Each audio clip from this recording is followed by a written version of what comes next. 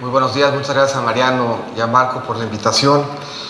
En la Secretaría yo mismo voy atrás un poquito de Forbes. Este es el foro Forbes Economía 3.0 y esta es mi aparición 2.0 en la Secretaría. Entonces llevo por lo menos un 1.0 de rezago. Pero esa aparición 2.0 ayuda a poner en perspectiva cómo las preguntas han venido cambiando alrededor de la Secretaría de Hacienda. En algunos casos han venido cambiando para bien y en otros nos plantean un entorno de retos que por primera vez enfrentamos de esta forma y de esta manera. Hablaré pues en tres grandes bloques. Uno primero, cómo cambiaron las preguntas alrededor de la Secretaría. Uno segundo, qué estamos haciendo en materia tributaria y qué sobre todo en materia financiera, que son los dos puntales que tenemos para apoyar esta transición hacia esta economía global, próspera, digital y que vaya dando lugar y espacio a entender cuáles son los retos que trae la globalización y cuáles las oportunidades que ofrece la tecnología. Hace 5 años, si hubiéramos venido a este foro, para venir a este foro tengo que ser secretario ya varias veces, por eso la primera vez que fui no me invitaron, pero ya ahora ya he venido acumulando méritos. Se hubiera preguntado de cosas muy distintas que hoy damos por sentado y que vale la pena un poco aquilatar. Hace 5 años se nos hubiera preguntado sobre el riesgo que implicaba tener finanzas públicas petrolizadas. Hoy, a 5 años de distancia, parte por gusto y parte no tanto, pero las finanzas públicas ya no están petrolizadas. Pasamos de tener finanzas públicas donde el 40% de ellas dependían de los ingresos petroleros, a tener finanzas públicas el año pasado en donde menos del 20% de los ingresos dependían de los ingresos petroleros. Este año ese porcentaje se va a ubicar cercano al 15%. Ahora, si nos hubieran dicho hace 5 años que el precio del petróleo iba a caer entre el 70 y el 80%, hubiéramos pensado que hoy estaríamos hablando de un México con una crisis de finanzas públicas. Esa caída del precio del petróleo, ese desplome en los ingresos petroleros nos habría ubicado en severas dificultades. Hoy, el 100% de la caída en los ingresos petroleros se ha sustituido por ingresos tributarios. Eso quiere decir que frente a la incertidumbre que hoy enfrentamos, tenemos la certeza de una estructura de ingresos mucho más sana que la que teníamos hace 5 años, que dependen más de los ingresos tributarios que de los petroleros, que dependen más de una fuente de ingresos estable respecto de una que ha acreditado con dolor su profunda volatilidad. Hace 5 años nos hubieran preguntado sobre el mercado interno y si era sostenible un modelo de crecimiento que descansara fundamentalmente en las exportaciones. Hoy tenemos un mercado interno vigoroso que está explicando y que se ha convertido en la principal fuente de crecimiento que tiene el país. Dentro de todos los sectores, de los diferentes motores que puedan estar impulsando nuestro crecimiento, el mercado interno es hoy el más dinámico. Y eso quiere decir que en México se están generando empleos, que tienden a estar mejor pagados, que está creciendo la masa salarial y que tenemos una plataforma de crédito sano que le está dando impulso.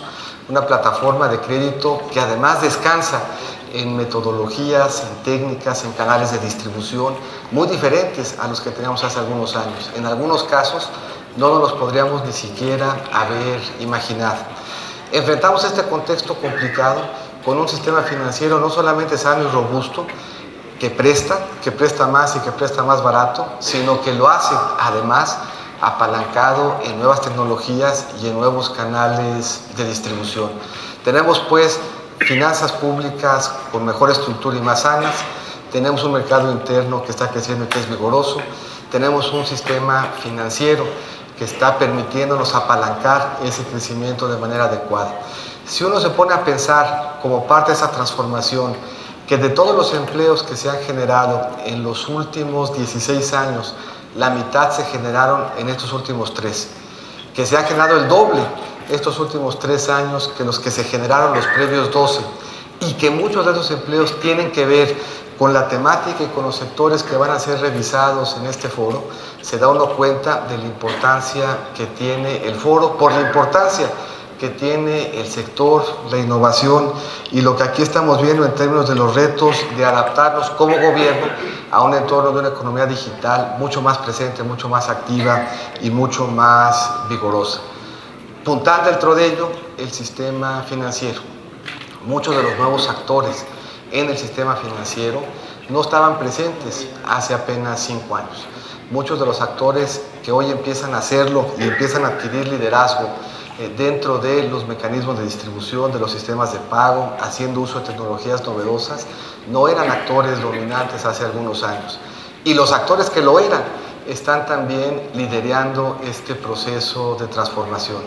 Desde la Secretaría hemos tenido amplio diálogo con quienes integran este sector de fintech para encontrar la mejor forma de acompañarlos en ese esfuerzo, para encontrar la mejor forma de, desde nuestra normativa, acompañarlos para poder seguir apoyando al crowdfunding, para seguir apoyando y construyendo un entorno que permita que el dinero electrónico adquiera una factura más normal, para entender de mejor manera cómo debemos de normar y aprovechar los activos virtuales, para entender de mejor forma cómo esta nueva tecnología nos permite tener una mejor información sobre la calidad crediticia de los diferentes actores. ¿Cómo le damos al fintech un mejor marco normativo y lo acompañamos? Es un reto vigente, es un reto que estamos revisando y es un reto que debe de materializarse en plazo breve en iniciativas que desde el Ejecutivo se sometan a consideración del Congreso.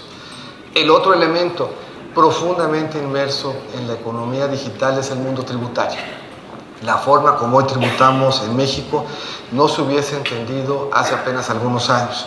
Hoy vivimos ya en un mundo en donde el sistema de administración tributaria puede prellenar nuestras declaraciones fiscales y las puede prellenar con enorme grado de certeza, en donde cada segundo se están gestionando en la economía cientos de miles de facturas electrónicas, en donde son ya más de 13 millones de mexicanos los que tienen firma electrónica para transaccionar. Firma electrónica que hará posible no solamente lo tributario, sino la participación en la economía digital en un entorno de mucha mayor certeza. Mundo digital que nos permite que desde la dictaminación hasta la auditoría, desde el servicio hasta las consultas, todo se haga en un entorno en donde la presencia del contribuyente se deja de hacer necesaria en las oficinas de la Secretaría de Hacienda y del sistema de administración tributaria. En medio de todo esto sí enfrentamos dificultades, enfrentamos el reto de saber cómo se va a normalizar la política monetaria en Estados Unidos, enfrentamos el reto de ver cómo se va a desarrollar la elección en Estados Unidos, nuestro principal socio comercial, con los riesgos de mayor proteccionismo que eso implica. Y en una economía muy global implica que estemos preocupados no solamente de eso que sentimos cercano, sino de cómo se reinventa y se reestructura China, de qué pasa en Europa con la salida del Reino Unido, de la Unión Europea. Todos aquellos temas que nos parecían lejanos, hoy son cercanos en una economía global como la que tiene México, y frente a todos esos elementos de incertidumbre tenemos que prepararnos. ¿Cuál es la mejor forma de hacerlo? En ese entorno volátil e incierto, mandar señales firmes de responsabilidad y de certeza. Eso es lo que se pretende hacer con el paquete económico. Un paquete económico que reconoce que en alguna medida habíamos estado viviendo de prestado. Y aun en la economía digital hay límites de cuánto tiempo puede uno hacerlo sin tener que regresar a un nivel en donde empecemos poco a poco a dejar de pedir prestado para pagar intereses, en donde empecemos a tener un entorno que nos permita que la deuda empiece a caer como porcentaje del PIB. Y si tomamos esa decisión en materia de deuda y la trayectoria de ingresos está dada, la única forma de encontrarle cuadratura al paquete era un ajuste de gasto. Un ajuste de gasto que aprovecha plenamente todos estos elementos de la economía digital, desde una mejor gestión de la base de datos, desde mejores elementos de coordinación entre los diferentes programas de gobierno para evitar duplicidades, para tener mejores espacios de focalización, para aprovechar la tecnología para ofrecer los servicios de forma mucho más económica. Haciéndolo así, el despliegue de gobierno y su capacidad de dar servicios estará asegurada al tiempo que bajamos el gasto y regresamos al país a mandar señales de certeza. Termino solamente diciendo que me da mucho gusto compartir el foro con Roberto Hernández, que habrá de ser reconocido.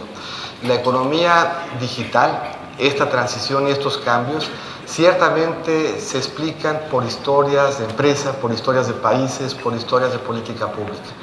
Pero se explican de manera muy puntual y muy cercana por historias y por biografías de personas, por historias y por biografías de quien veía nuestro mercado accionario hace algunos años y soñaba cómo transformarlo y cómo convertir al mercado accionario en fuente de capital para ideas, para sueños, para proyectos. De quien encabezó desde ahí al Banco Nacional de México, que en el nombre llevaba justamente la vocación de ser el banco grande del que nos sintiéramos orgullosos.